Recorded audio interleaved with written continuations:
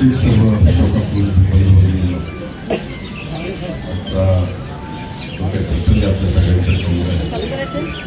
असा मुलांच्या बाबतीमध्ये बोलणे सर्वांनाच नेहमी वाटत असतो, परंतु काळाच्या नियतीच्या पुढे काही चालत नसतं.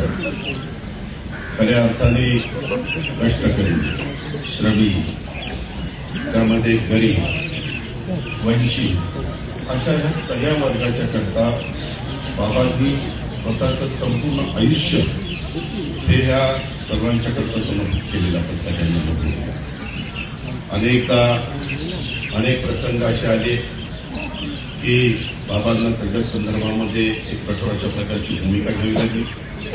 मग आपली रिक्षा पंचायत असेल, आपली हमाल पंचायत असेल, आपला माताडी कामगार असेल किंवा असंघटित कामगार असेल, कुठलाही घटक असेल तर बाबांच्या बरोबर ज्यावेळेस चर्चा करण्याची संधी मिळायची किंवा कधी बाबांना भेटायची संधी मिळायची त्यावेळेस बाबांच्या मनामध्ये फक्त एवढाच विचार असायचा, सतत पुरोगामी विचार घेऊन बाबा शेवटच्या श्वासापर्यंत ते त्यांचं आयुष्य त्या ठिकाणी जगले.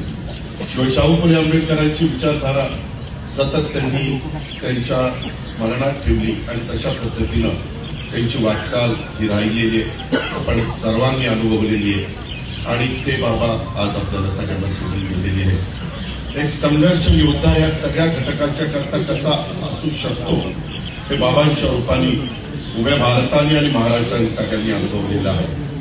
त्या बाबांना मी राज्याच्या 13 कोटी जनतेच्या वतीनं भावपूर्ण श्रद्धांजली अर्पण करतो आणि